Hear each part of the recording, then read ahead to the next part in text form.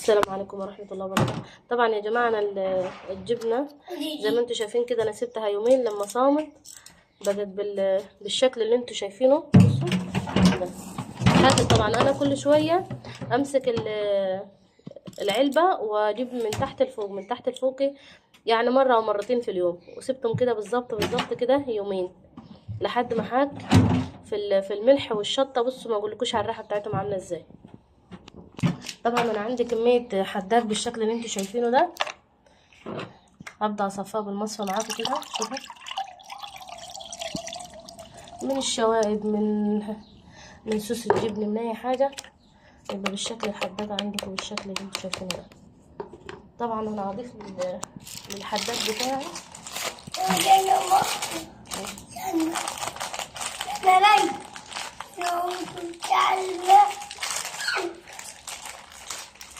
اضيف للحداد الملح كده.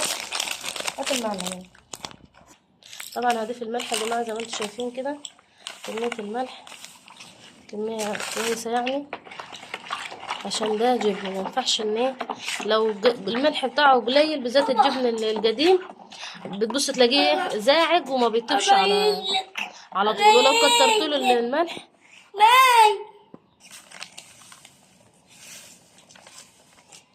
انا لما ضفت الملح يا جماعه شوفوا الحداد بتاع الجبن قليل عشان خاطر الملح.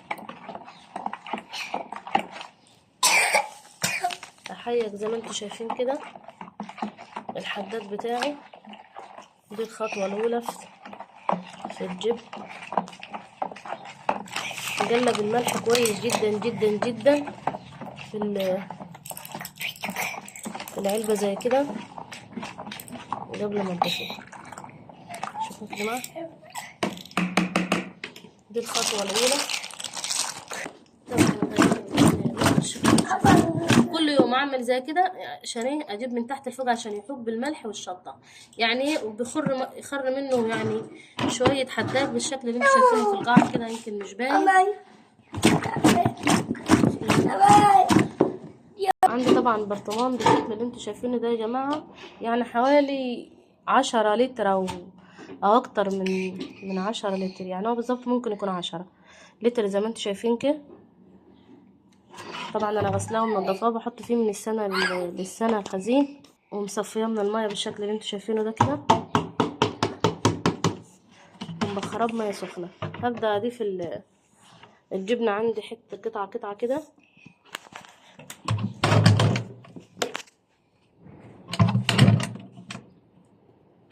معاكم.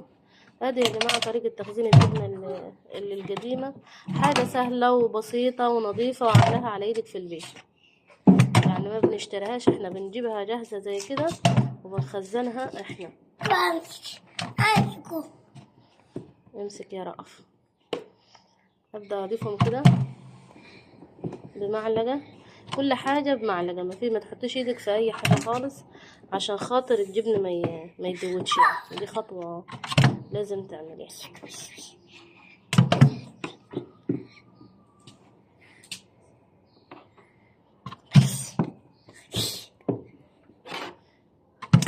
عبي الكمية كلها زي ما انتوا شايفين كده بالمعلقة. عبي الكمية كلها يا جماعة زي ما انتوا شايفين معاكم كده. شوف كله الحتة شطة وملح شطة وملح، وتنشف بقى يا جماعة. ايه اللي اسباب صيام نجاح الجبن؟ الصيام اللي هو انت بتصوميه يومين ده، خلي الحتة تخش في بعضيها وما تبقاش فيها فراغات من جوه، وتنشف وتبقى تديكي طعم بقى ايه تحفة بعد ما يطيب. ممكن تاكلي من الجبن ده ان شاء الرحمن، هناكل منه في الصيف يعني شهر وتاكلي منه او شهرين بالظبط.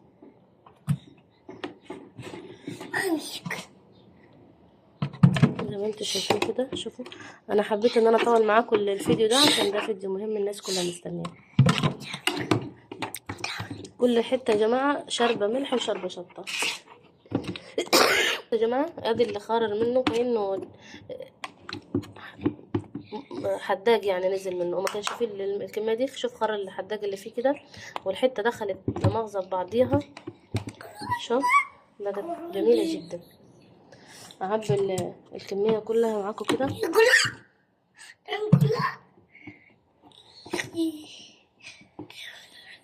قولوا تسلمي ليك يا مراد، وشجعوني يا جماعه بالفيديوهات بتاعتي، عشان الجماعه هنا حاطيني خالص بيقولوا تعبه نفسك على الفاضي. انا مش عايزه حاجه غير المشتركين بس، والارزاق دي بيد الله، وانا ما اعمل الحاجه دي معاكم تدل على الخير كفاعله، هناخد باجر مع بعضينا مش اكتر.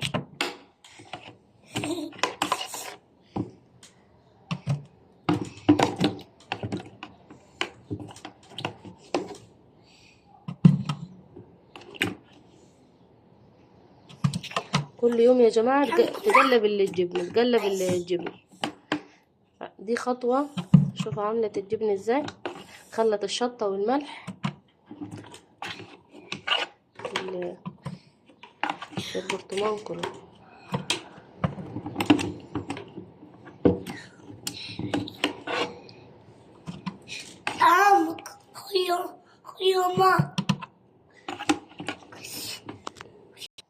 طبعا يا جماعه انا عديت الكميه كلها زي ما انتم شايفين. طبعا ده انا مش هكبه، ده انا هضيفه كمان عليه، لان ده حداد وشطه وملح زي ما انتم شايفين كده.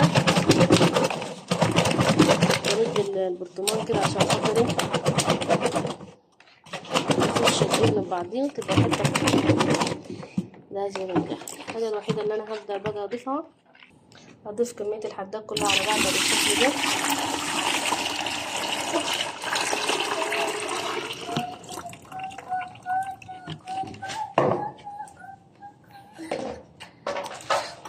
المعلقة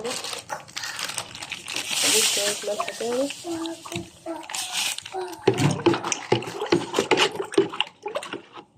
وأقلب اجيب الجنايف دي كده يا جماعة بالشطة.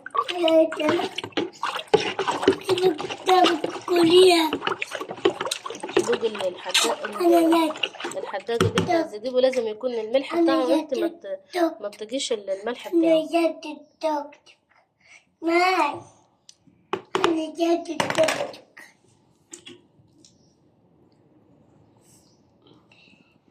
خلاص كده يا جماعه انا ضفت له الملح بتاعه كده، مش عاوز حاجه.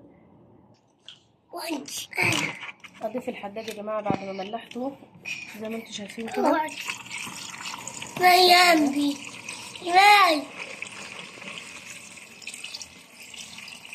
ده الحداد ده لو ما يطلع من الجبنه نفسه يا جماعه، يعني انت لو شفت الجبنه الطريه يومين 3 في الحداد بتنشف وتطلع الحداد بتاعها ده. لازم يا جماعه من اسباب نجاح الجبنه القديمه لازم تغطي الجبنه كلها بالحداد بالشكل اللي انتوا شايفينه ده. بسم الله ما شاء الله الكميه عندي، تغطي الحداد بالجبنه الشكل اللي انتوا شايفينه ده.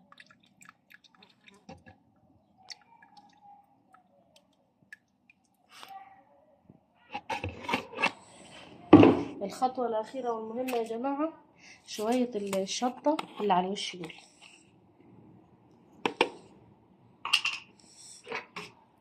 اللي هي ملاحظ كمية الشطة دي. كمية الشطة دي ما بتخليش لا دودة ولا سوسة ولا أي حاجة تهوب ناحية الجبن بتاعها. تقول يا مراهص الشطة بتاعته كتيرة، لا مش كتيرة، ما انت لما تطلع الحتة كل الشطة اللي حواليها دي هتدي طعم بس وهتسقط من على الحتة.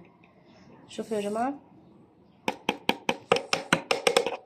وكده بقى سيب الجبنة وانسي، وانت نام وانت مطمنة كده على الجبنة بتاعتك.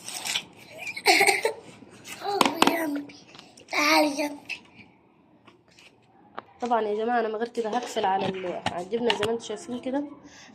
انا مش عايزة ان انا اهز البرطمان، انا كده طبعا عندي ناقص شوية زي ما انتم شايفين كده، فانا هكمل الناقص ده بحداد كمان بحوالي كوبايه، بحيث ان انا الجبنه دي ما تبانش خالص، عشان الحته اللي هي باينه دي هتجيب لي سوس وهتجيب لي دود للجبن، لان الحته اللي مش طايله حداد بتجيب السوس والدود للجبن. يعني لازم تغطي الجبنه دي ما يكونش باين منها غير على الوش شطه بس وحداد.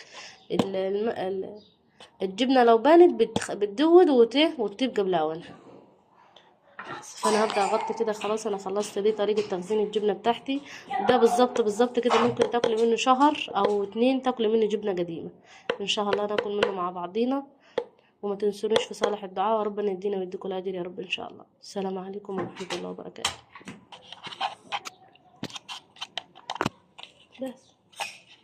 بس كفايه. طبعا يا جماعه انا مليت البرطمان زي ما انتم شايفين كده. هو ده كام قرن شطه حمرا كده. انسي يا جماعه الجبن كده. انا زودته. شوفوا